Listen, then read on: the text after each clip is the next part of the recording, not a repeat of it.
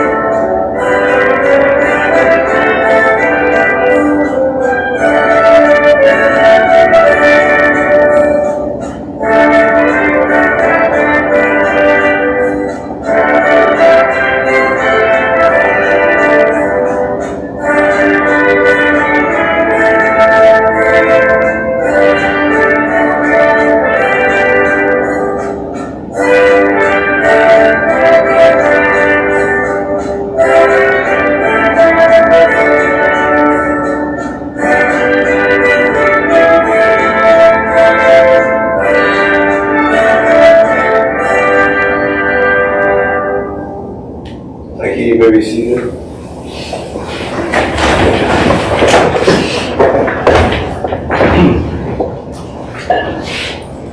Once again, welcome to all here present this afternoon, our council members, executive and Island Council, those in the public and those watching via social media. We have two members who are absent with notice, Island Council member Mr. Julio Every and Island Council member Mr. Rolando Wilson. So they're both absent with notice. We move on to agenda point number 2, approval of the agenda.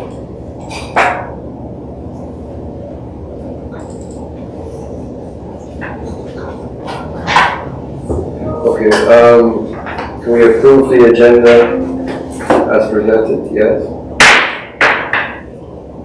Point 3 on the agenda, approval of the minutes of the Public Island Council meeting of July the 11th and August the 29th, 2024. Yes. Those minutes are approved, the minutes of July the 11th and August the 29th, 2024. Agenda point number 4, oral question time, based on Article 36 of the Rules of Procedure. We have questions from Island Council member Sasia Matthew and Island Council members Elsa Peterson and Peter Charles.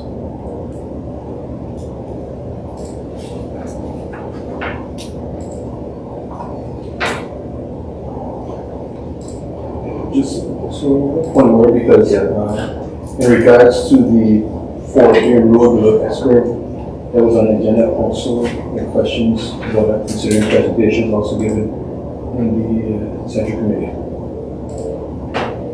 Yeah, I think you skipped the agenda.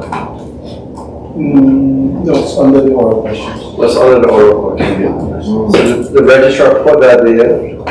In case of political questions, please. Yeah. Correct. Yeah. There are political. Well, that's what you have Yeah. these questions. Yeah.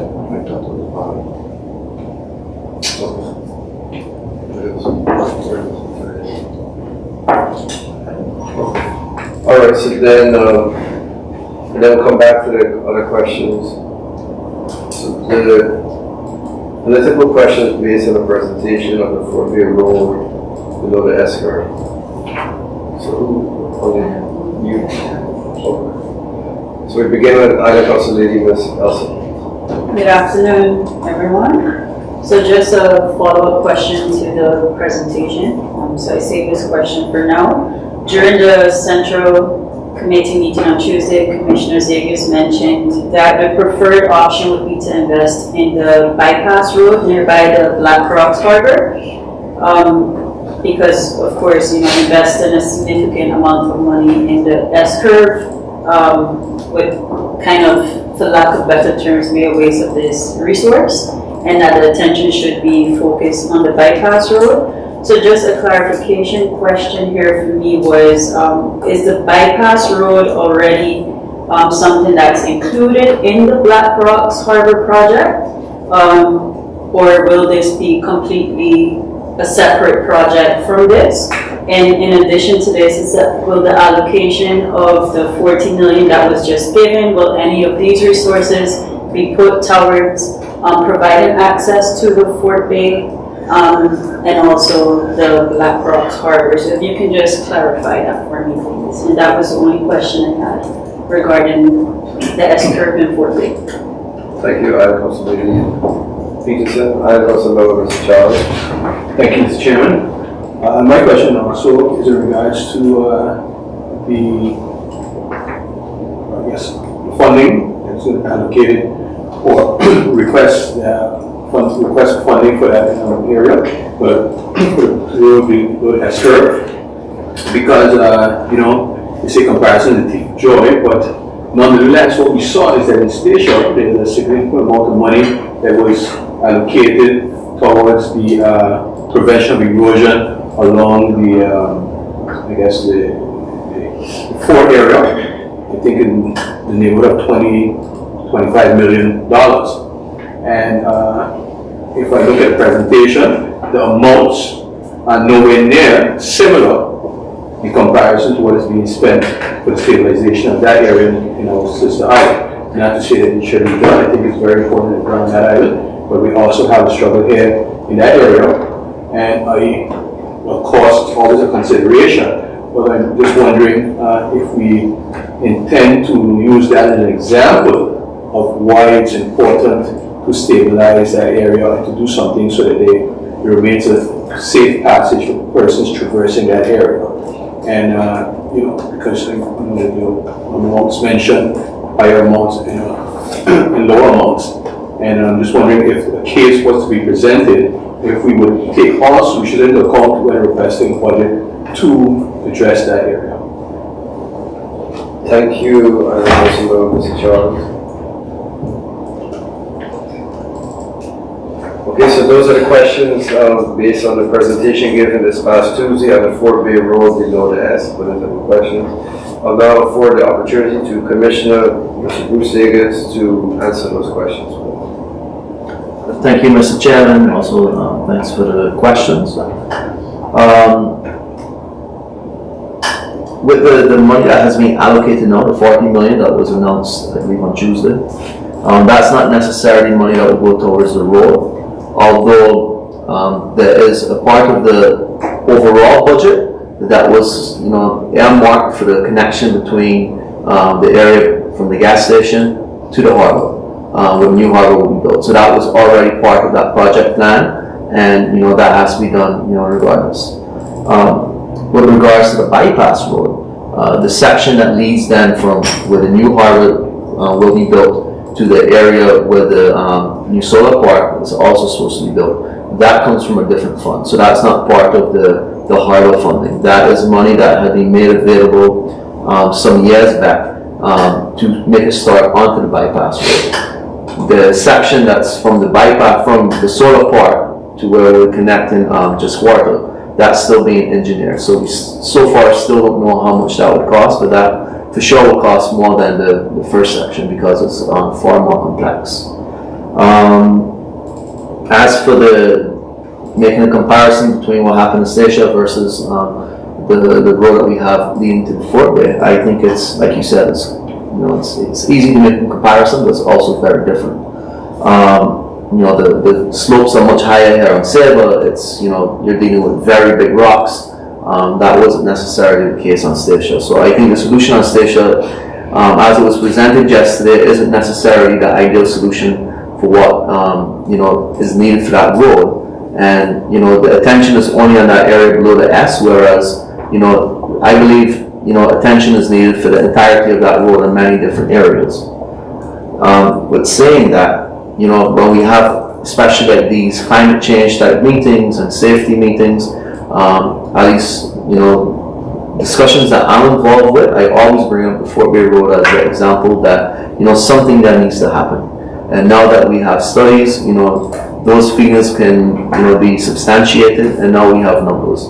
So, that only adds to those discussions, it adds to the arguments that something needs to be done. So, that's something that's ongoing. Of course, we aim high, we hope to get high, but, those are just discussions that, need to continue with the ministry that have been already ongoing now for quite some years. Mr. Chairman? The two people. Our thank you that concludes the first round of questions posed. Now we go to the second round. Other council member, Mr. Chavez. I just wanted to point clarity, and that it was not that I was trying to say that a similar solution to you, but that there be similar allocation of funds to address the problem. Yeah. No, that was good. Okay. Thank you. Okay, since that concludes now the questions on the presentation of the Fort Bay Road below the S-curve. Oral questions time. We continue with questions posed by the Council Lady, Ms. Saskia Matthew.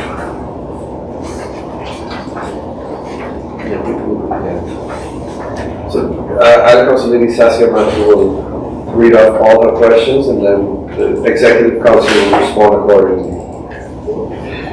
Thank you, Mr. Chairman. Good afternoon, everyone.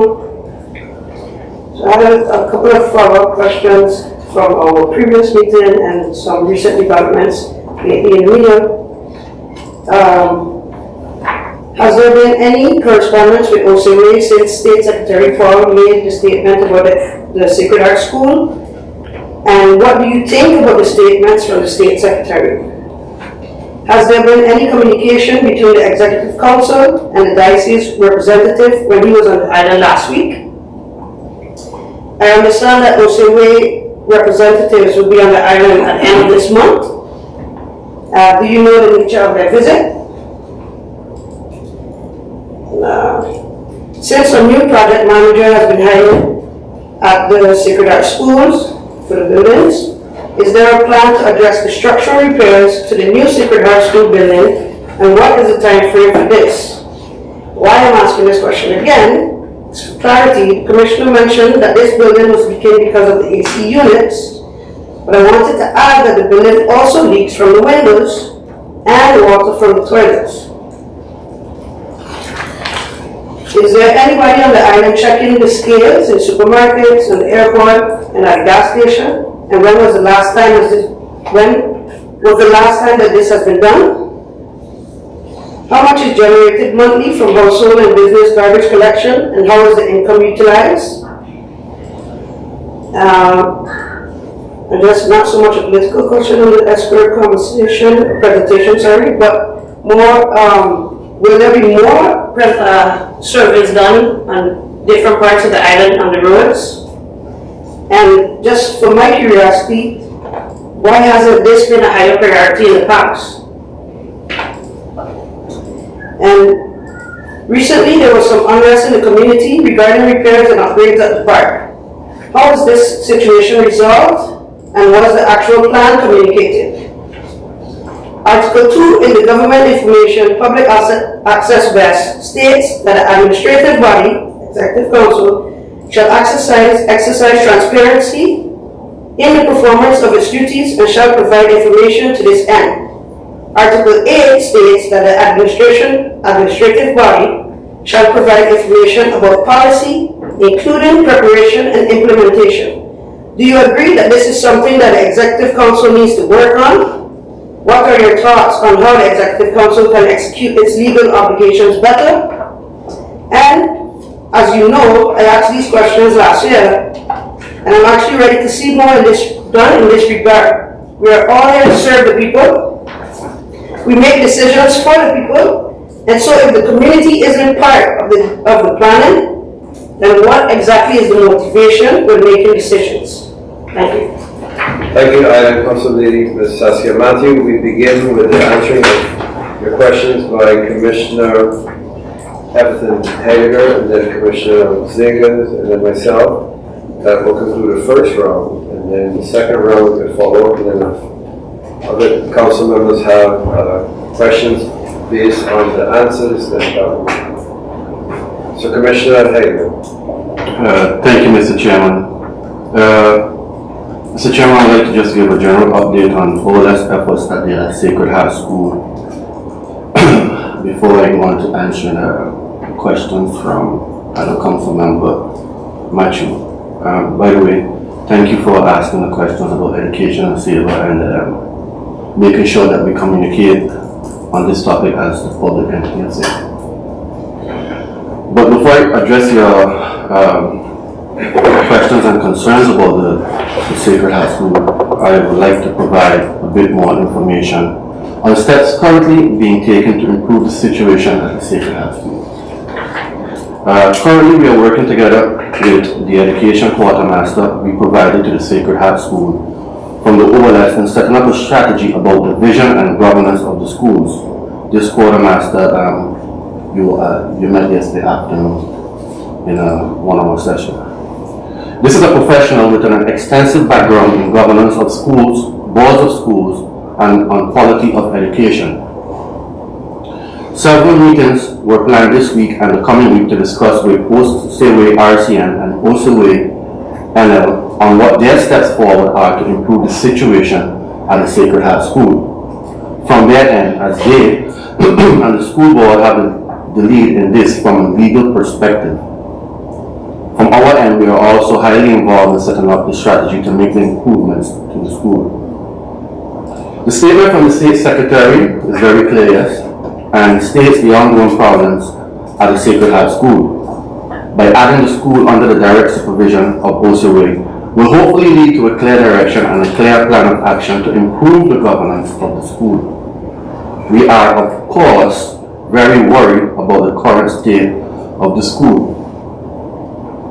We are working together with the school board, the principal, our education quartermaster, OSAWay RCN, and OSAWay Netherlands to make the necessary changes. It does need to be said that when it comes to improving the quality of education at the Sacred Heart School, the school is currently working very diligently on that, and they have already made significant improvements.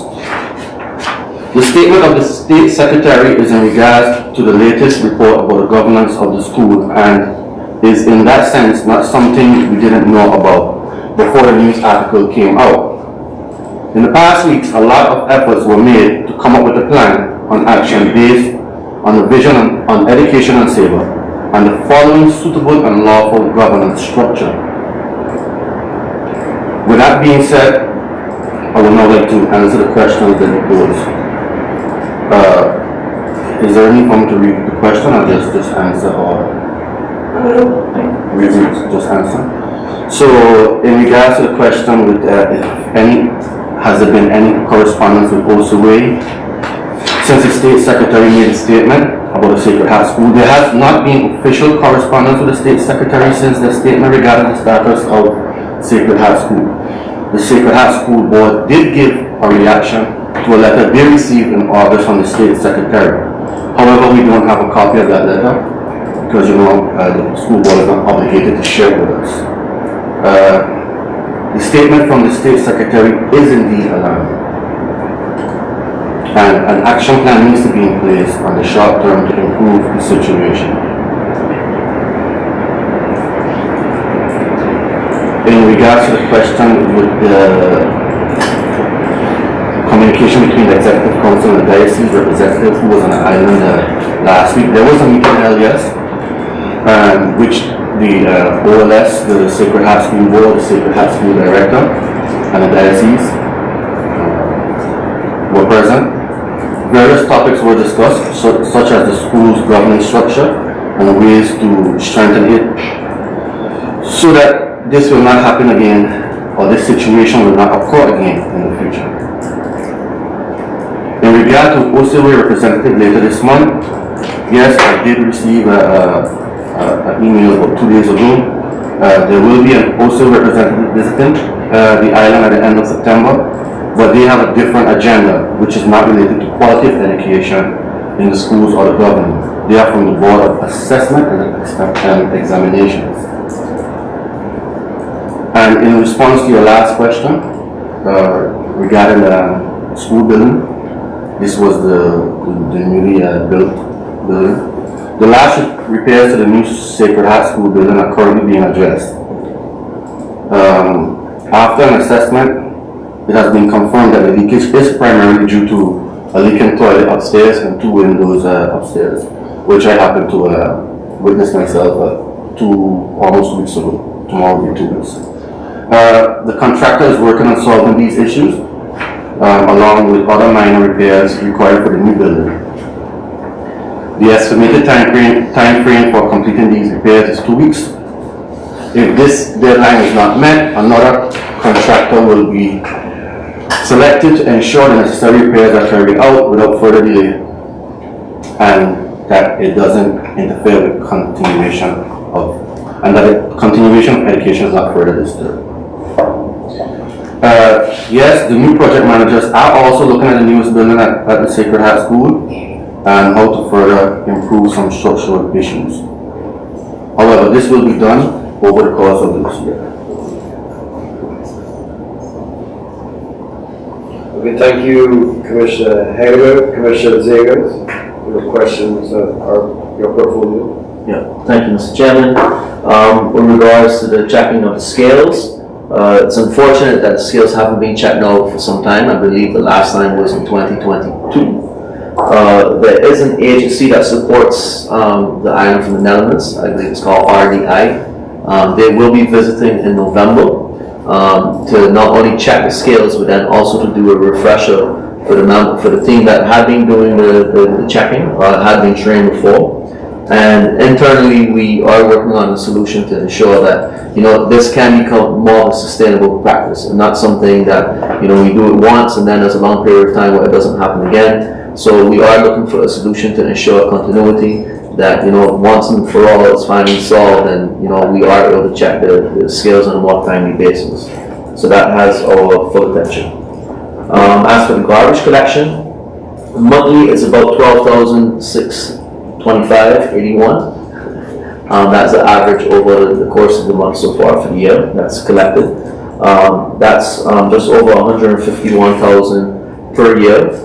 However, the total budget for the sanitation department, that's where that budget falls, is about 2.4 million, which is about 6.3%. So it goes to help fund those activities, but that's still just a small drop in the bucket for the overall expenses of the entire sanitation department. And sanitation department is more just than the landfills, also the sweeping and cleaning of roads and stuff. But the most significant part of that budget is towards the garbage aspect of it, the collection of garbage and the processing of waste. So the actual income from the garbage collection fee is only 6.3% of the entire sanitation budget. As for the other surveys onto roads, for road safety, there is one other project that's ongoing, and that is the road that connects from by the gas station to the new harbor. There's still some erosion there, even though some benches have been cut into that hillside when the road is being done. As for why this hasn't been more of a priority for other areas on the island, I think it's known that for a very long time, there simply wasn't resources to do these elaborate type of scans.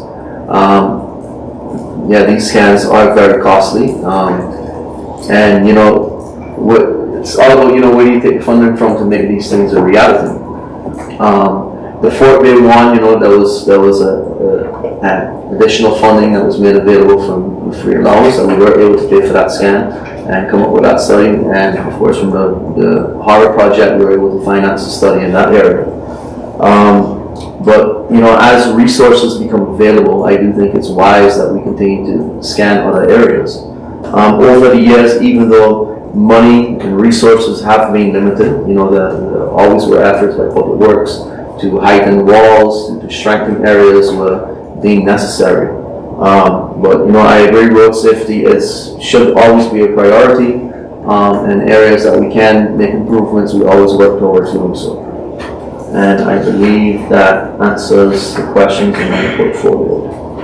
Thank you, Commissioner Sagans. And the last three questions I will answer. So the one was about the silent protest a few weeks ago regarding the upgrades at the Queen Wilhelmina Park. How was the situation resolved? And was the actual plan communicated? So 2 weeks ago, there were persons who came here and they presented us with a petition regarding the proposed changes at the Queen Wilhelmina Park. We heard them, we invited them in, we listened to them, and that was on the Thursday. And then the Monday thereafter, what we did is we organized a kind of walk in the park. So they were all present. We as Executive Council were present, but also supported by the civil servants who are tasked with the upgrades and the different departments such as sanitation and planning and different ones that need, and also public health, because the proposed upgrades were also part of public health. The original plans, what was proposed, public health department, they did have surveys late last year, and actual Executive Council decision was made in January of this year. So it has been something that has been going on for quite some time, but nonetheless, the communication surrounding it, that is something that we have learned that we need to be more proactive with communicating these things. For example, these types of things, which in your follow-up question, the other questions that you posed after, prior to something taking place, that people have the opportunity to see what proposals are, and with that they can make suggestions or pose their questions and such. So what is now taking place back to the Queen Wilhelmina Park, the different the input that we received and what we spoke about, because it's give and take, and we explained that the persons that had the silent protest, they feel very strongly that there should be no areas for children to play, but we said we need to make a balance between the youth and the seniors, and it's everyone. The feeling is that there are sufficient grounds on the island for children to play. We propose to keep it, in an area more towards the back of the Queen Wilhelmina Park. There was and also the proposed structures that would be built, actually not major, small things, and would be all out of wood. So it would be natural, so there wouldn't be big high colors and stuff. But there are currently, those who have been to the park, there are toys there. And they have red and yellows and all that, but this would be of wood. So those are also shown to them. But these things that were showed to the protesters was also part of that thing late last year, and which community public health department did. So it's something that hopefully by next week we can come to an agreement and communicate what will be done and where it will be placed. And also with regard to the trees, the trimming of the trees, that from the sanitation department, so those pine trees have to be trimmed, the fence has to be fixed, so different things that I would want to, that have to be done any which way, so those things will be done, but then with regard to the facilities, the upgrades, that will be communicated. And the other one was about the Government Information Act, and how the Executive Council can execute its legal obligations better. And But yes, it is something, like I said, we have to work on, and therefore not only by means of the website, but also we spoke about in Tuesday, different forms of communication to reach out to the public, that they are aware of the plans and what can be expected. But yesterday you as an island council had a number of presentations. In the coming weeks you'll have more presentations. There's also been a suggestion in the Presidium to have more public sessions of different plans being made. So that is something that has to be worked on and continue to communicate and cooperate with the public. And then the last one was about the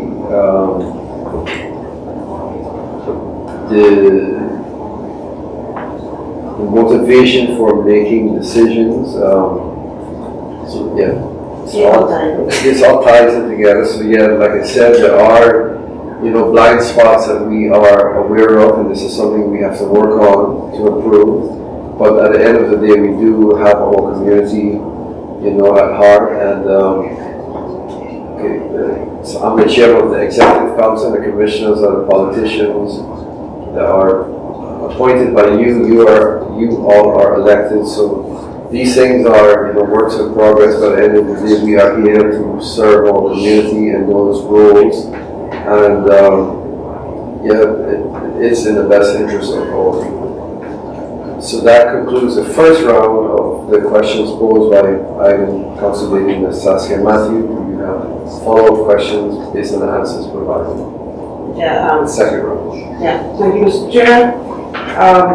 I just have a question for you on the answers. Thanks for the answers, by the way.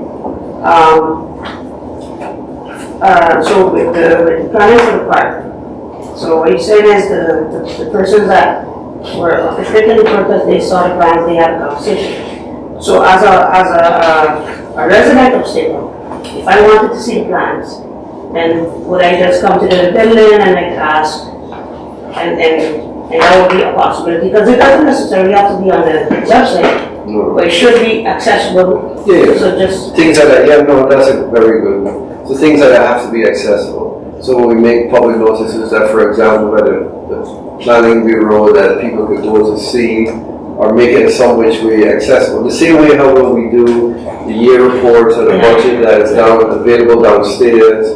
And also we could, like what you're suggesting, we could also do something here with the government building that is accessible, that people could see some of those things, because that you can have words, but then at times with certain things, like it's like how we did with the S curve, that people could visualize it, and then they have more visual forms.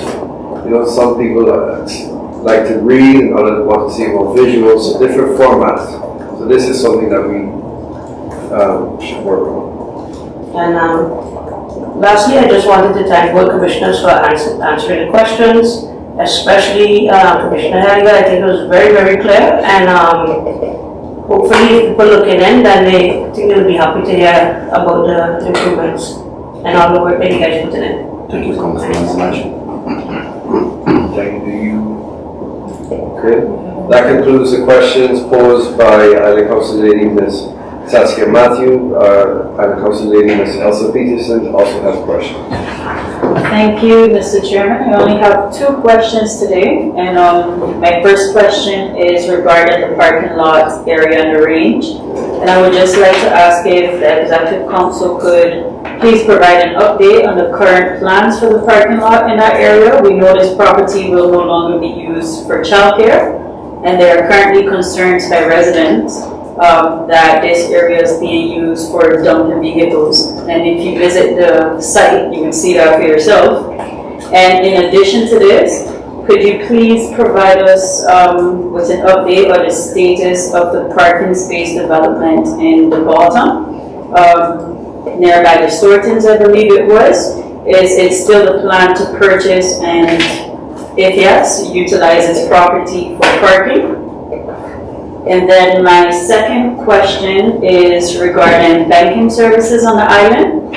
So we consistently discuss economic development. We have the housing letter of intent and so on, but yet the reality on our island is that such advancements are and will be hampered by the lack of essential banking infrastructure.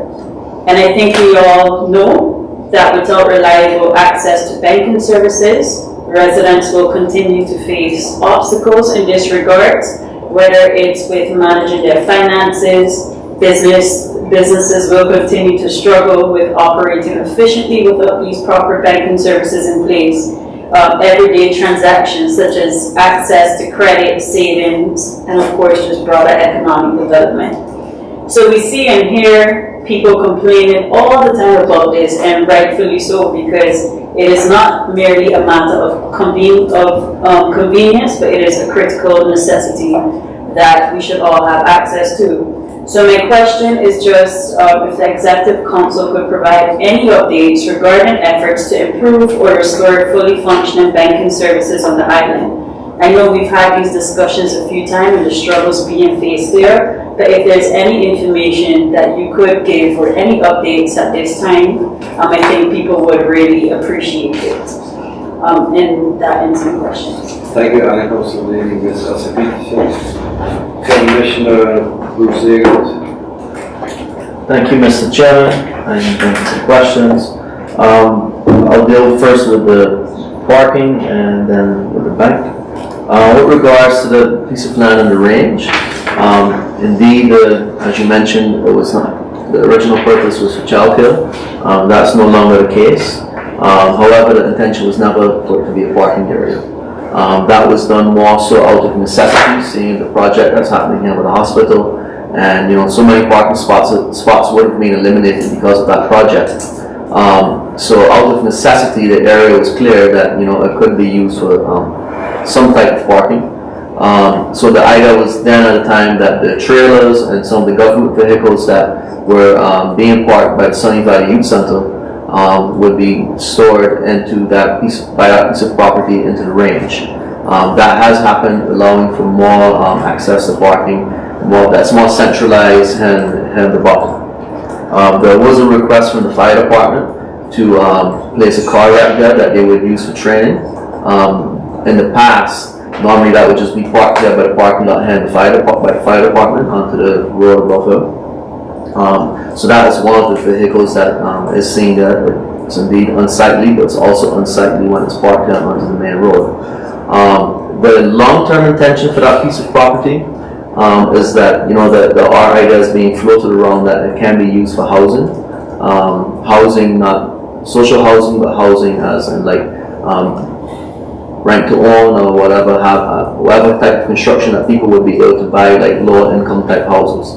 But that's still in the infancy stages of being planned. But the intention has not, and I don't think will be, that it continues to be a parking lot because it's so far out of the village. It was done more so that we could just create more space down by the Sunny Valley Youth Center parking area. With regards to the piece of land next to Public Works, that had to go through a court petition, and ownership was confirmed. So the process is now ongoing to finalize that purchase. The idea still is to make it into a parking area. I mean, that's why now is being originally purchased. But also ideas are being explored to see if we can have a multifunctional role with parking below and then also housing units above. But that's something that's still in the very early stages of planning. I remember Councilmember Charles has told me personally many times about parking areas and the wasted space, and I fully agree with that. Because if you just build a parking area, that's land that can't really be used again. So we are exploring opportunities to see if it can have a multifunctional role. As for the banking, this remains a high priority for the Executive Council. I believe it also remains a high priority for the Ministry of Basic and the Dutch National Bank, DNB. But progress remains very slow. I remember the last time I met with the Dutch National Bank in the Netherlands, I believe that was maybe early this year, and they mapped out a plan about what improvements would be made, but then of course they have to depend on the partners here within the region for their cooperation, and that has proven to be difficult, even when subsidies have been offered to ensure that how, hey, maybe it's not a big money-making business for them here in Saba, your services will be paid for. But there seems to be a lack of commitment from those stakeholders. There is a planned visit from the Dutch National Bank plan in December. I'm sure it probably will be possible that the Island Council can also meet with them when they visit. But yeah, the work is still ongoing to see, what is realistic, what isn't realistic. And, across the board, everyone agrees that banking remains one of the bigger challenges that we face, especially for economic growth. We see all these projects that have started and projects that's ongoing. So yeah, that remains a challenge. Thank you, Commissioner Sagans. That concludes the first round of the questions posed by Island Council Meeting. Is there any for the second round? Yes, two things actually, because you mentioned for the parking lot, the range of the rec being held at for the fire department, but just so you know, that's not the only car park that is not in use. So That's good to know. So, yeah, I live in the area, so I walk past every day and I see the multiple vehicles just there that are not in use, so something good to know. And the second thing is, with the lack of proper banking in place, of course, which means a lot of places where you visit on Saba are still cash dependent, so you need money to go there. And I've also been witnessing more lately that the ATMs are down more often.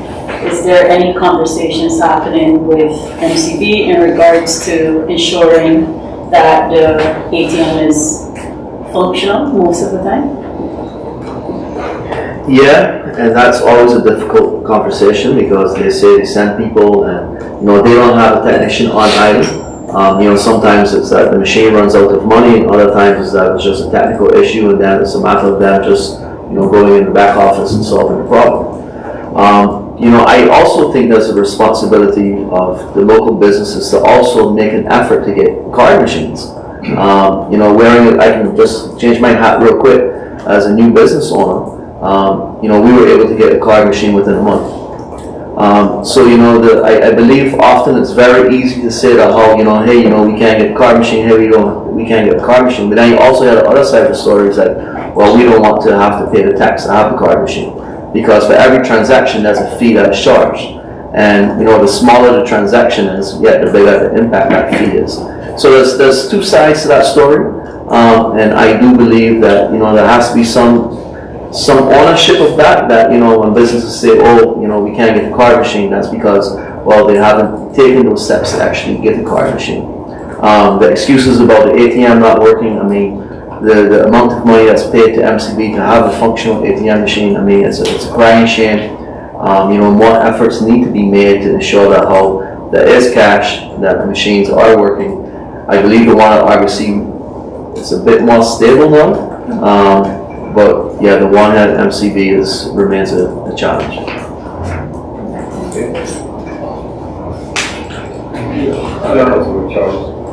Yeah, I do have a little follow-up there. I want to thank you for acknowledging that we have had a discussion about the parking situation, and it is, when you do have parking lots, it's basically a waste of space because you can't use that for any other use. But another discussion that we have is also a mobility study that would look at,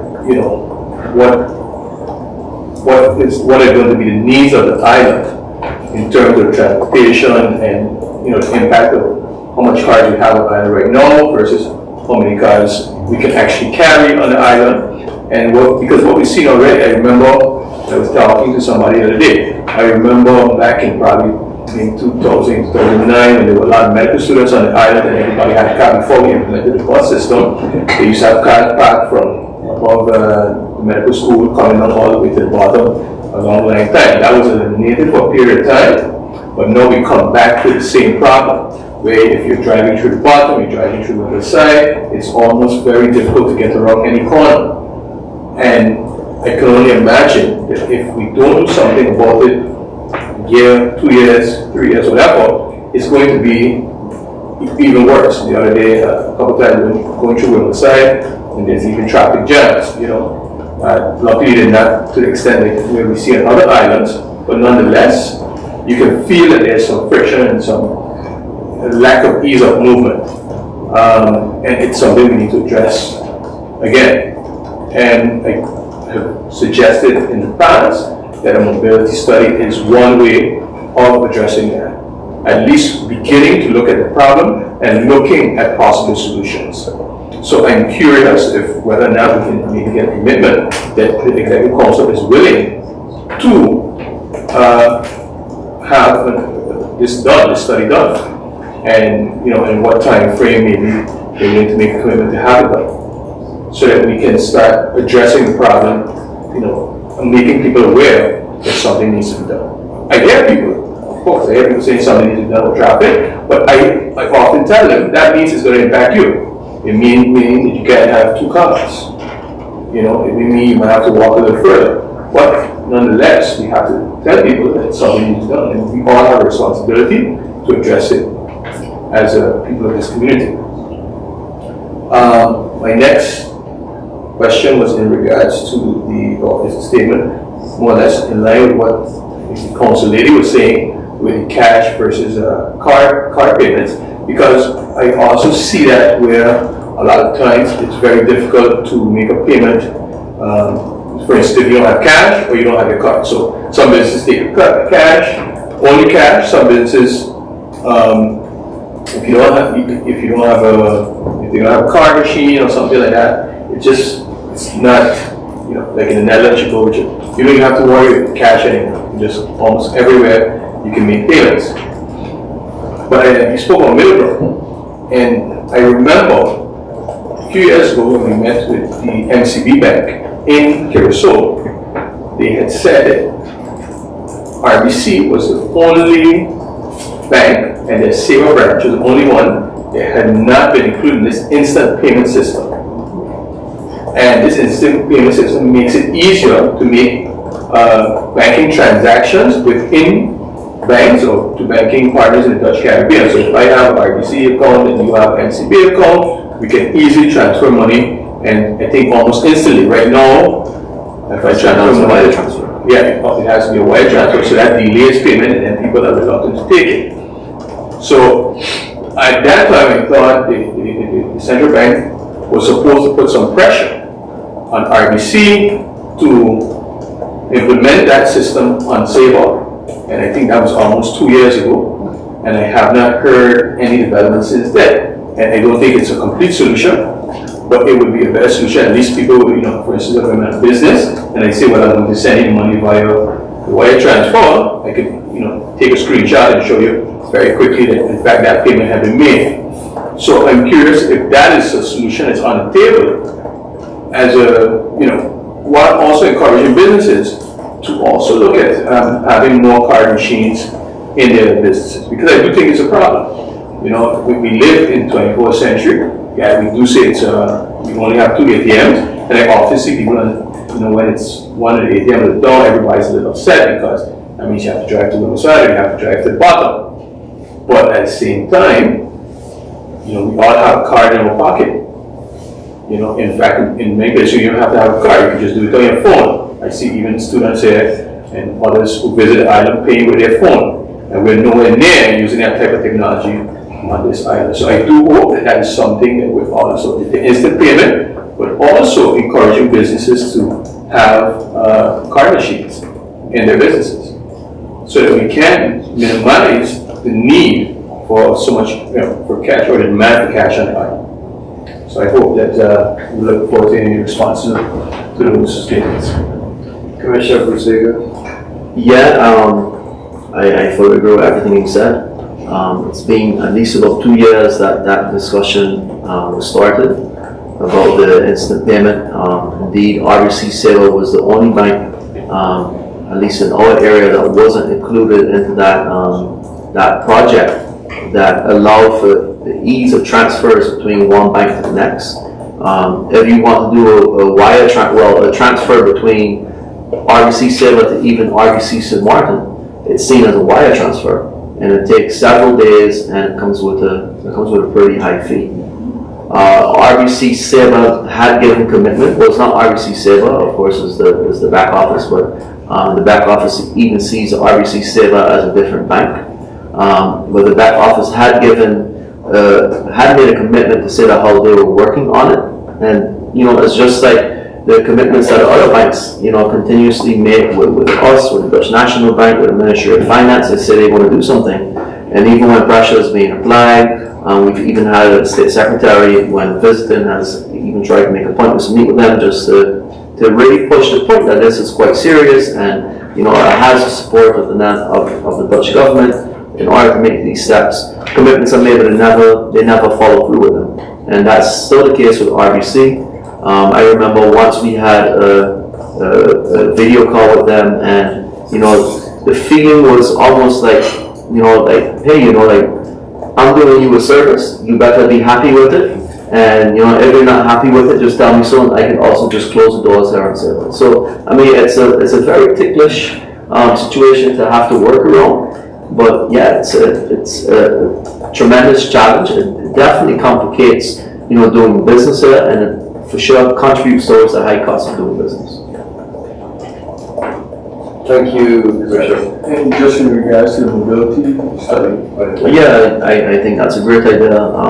With the time frame, it's hard to say, but yeah, we can start those discussions to see if there's expertise from the ministry that can aid us with finding the right person or the right consultancy in order to make such a plan. We do commit to making that. Yes. Thank you. Okay, thank you. That concludes the questions posed by Council Lady Elsa Peterson and the follow-ups to the answers provided. Now the questions from Council Member Mr. Peter Charles. Thank you, Mr. Chairman.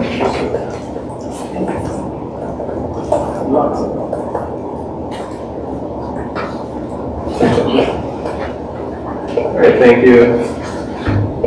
I have two questions, several questions, 2 points. One is the air cargo shipments via Winnie, and then last week there was an article in the newspaper, and in that article it indicated that Winnie would no longer transport cargo to Saba. This clearly would have an impact on the cost as well as the regularity of services such as mail, express delivery, and possibly other shipments via air. My questions are, was the Executive Council informed by the manager of the airline Winnie that this decision would be taken? Has the Executive Council had discussions with Winnie since this article was released or prior to address this issue? And was the Executive Council discussed with the national government considering the impact this would have on the provision of essential services, which is mail, which is an essential service, and as well as the effect on the businesses that rely on these air cargo shipments? And also, does the Executive Council agree that this highlights another reason to make arrangements for a subsidy agreement for air transportation to the island? And will the Executive Council take up this issue in any eventual subsidy discussions?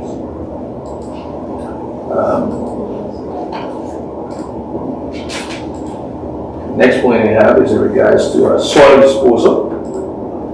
Recently, works have started on the Fort Bay Road, which is a good thing, and consequently, there is soil being removed from the area. And this soil is being deposited on the opposite side of the road, which means that during heavy rains, it could be carried to the harbor along with already significant soil runoff that is deposited there during these rain events. And I think this is rather unfortunate. We already know that there's a problem with water runoff and soil runoff.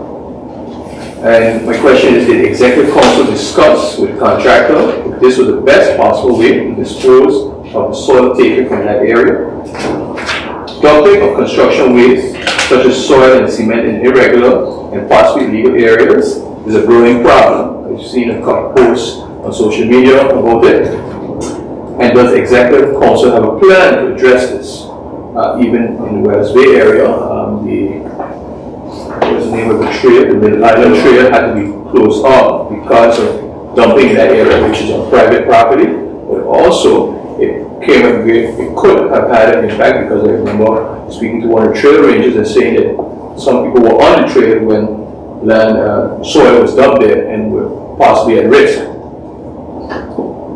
And in many areas, another question is, in many areas, topsoil is also disposed of.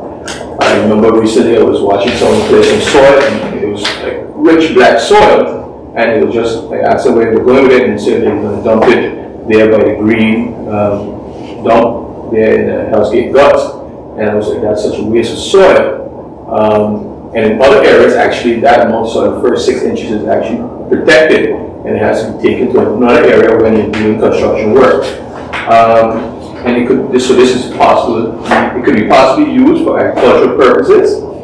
And I'm just curious, is there a plan by the Executive Council to address this? Thank you, Island Councilmember Mr. Charles, for those questions. They will be answered by Commissioner Bruce Davis. Thank you, Mr. Chairman, and thank you, Councilmember Charles, for questions.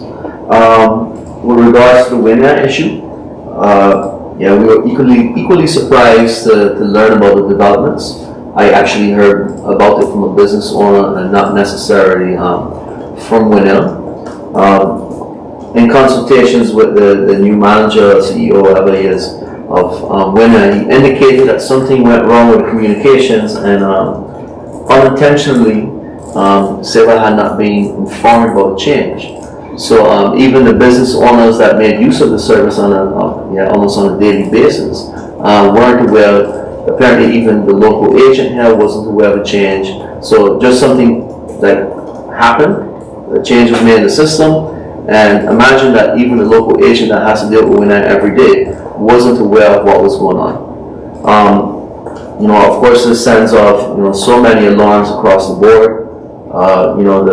This guy has gone on the record saying, well, Saba receives 95% of his goods via boat. So, they don't necessarily see why that 5% is so important that, we can just figure out another solution. But, of course it doesn't end there. I mean, the ministry is involved as, partial owner of the company. Of course, they know how important it is for Saba and Stacia. So their involvement right now on a high level is very much there. Apparently the CEO said that they may reconsider that decision to allow for cargo to be transported to Saba and Stacia, but that's something that's ongoing.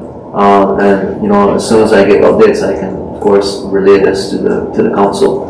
But for sure, it has everyone's attention, and I believe across the board, everyone sees how serious this matter is. Maybe it's just 5%, but 5% is important nonetheless. I mean, and for such a statement to be made, yeah, that's quite strange as well. And the way it was communicated was even worse.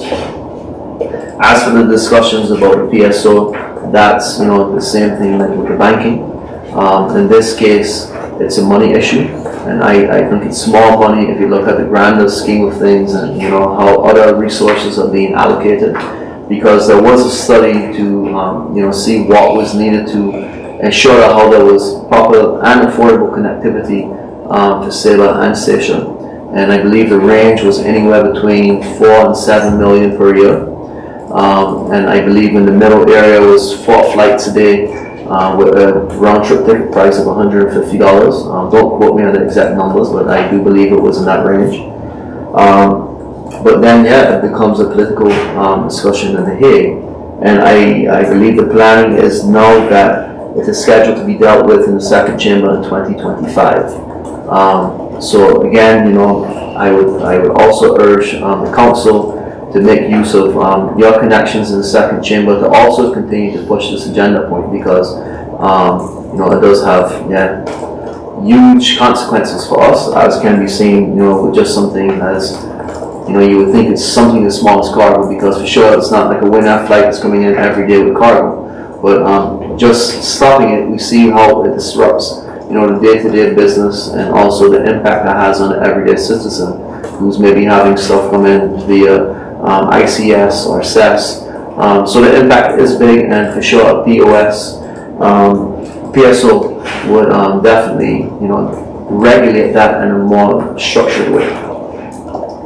As for the soil disposal, with regards to the Fort Bay project, it had been discussed with the contractor apparently that if there were rocks, the rocks could be placed into the area just next to the road. However, it was never the intention that the contractor would also be placing soil there, because ultimately we know that how the soil will wash down into the Fort Bay, and then it's money to be spent again to dredge the Fort Bay basin. So the contractor has been told that any soil that's been placed has to be removed. As for the illegal dumping areas, I think it's something that needs to be better monitored. But the supervision and the enforcement is always going to be a challenge. The who, the what, the where's, and the when's. When something is being dumped, it's always hard to trace it because nobody takes responsibility. What further complicates it, and you mentioned about the area down with the wells and private property, I know of many circumstances where questions were being asked, like, why is dumping happening on this piece of property or that piece of property, and oftentimes landowners are even given permission to contractors to say, well, you can use my piece of property to dump, construction material, whatever have you here for a small fee. So that also happens. An overall policy about illegal dumping grounds is part of the overall waste management plan that is being developed. It hasn't been the highest point onto that agenda as yet because, of course, the day-to-day activities by the landfill has always taken priority over that to ensure that, there is a solution that can be maintained, and, right now that solution is to export most waste streams to the U.S. to waste-to-energy facilities. But that is something that's on the agenda to develop a policy to ensure that how that it can be better monitored, but then also there's a way to properly enforce it when indeed there is people dumping things illegally, because it is unsightly. It does have an impact on nature. You mentioned about the trail, which is very unfortunate. It was a very nice trail, which right now I still believe is blocked. As for the topsoil, the main problem there is storage. I also feel, I drive past the Hell's Gate Guts daily, and when you see topsoil being dumped, it's never a nice feeling to know that eventually it just gets pushed over the edge. But the problem is, again, just comes down to storage. How do you separate it? Where do you store it? You need facilities that you can, better control it than what it is right now. But that also falls part of the bigger plan that's being developed for how we manage the different streams of waste, and soil management is also part of that. Thank you, Commissioner Zegers. That concludes the first round of the questions posed. The need for a second round. I just wanted to commend Commissioner Zegers for acknowledging the issue in regards to Winneil, and also highlighting how essential it is to move forward with lobbying to ensure that there will be a subsidy, or there can be a subsidy, and that when discussions, it does come to the second chamber, that they're aware of what our position is. In regards to soil disposal, because my council member Matthew, she also raised a discussion about how do we study what areas are risk for landslides and rock falls and so on. And I think that this is also something that could be done because, for instance, with the dumping of soil, you also trigger more landslides. And I remember going to a CMR presentation once given by a geomorphologist and actually someone who visits the island quite regularly. And she had indicated that 90% of the island is at risk for landslides or rock slides at any given moment. And I think, of course, the question is which areas pose the greatest risk to drivers and persons walking on the island. When I do hikes regularly, after rains, I see areas that have been impacted because water, there's been gushing water, and then there's more, some landslides have been triggered. So I do think that it's important that there is some attention given. You mentioned the studies are being done, but looking at the priority areas and if something can be done so that we can make people, even if we can just make people more aware of what areas to avoid in areas of in times of heavy rainfall. So appreciate your responses and look forward to hearing more about these discussions. Thank you for your comments. Councilmember Mr. Charles. That concludes the point 4 on the agenda, oral question time. We now continue with point number 5 on the agenda, incoming correspondence announcements. Of course, Article 35. So we have 5.1. Island Council incoming and outgoing correspondence list from August the 21st to September the 10th, 2024. Okay. 5.2 is Executive Council decision list. Registrar informed me that there's no flag on that. 5.3 written questions to the Executive Council. And then 5.4, answers to written questions to the Executive Council. Okay, we proceed then with point 6 on the agenda, motions. There are no motions presented. And I now move to point 7 on the agenda, the closing. I thank everyone for your presence here today. I would like to say before closing, I think now that we have more structure in the planning, it's better with regard to our council meetings, that it's a better flow of information, and it's also good for the community and the councils as well. So with that, I thank everyone for your presence here today, and have to move further. This meeting is closed.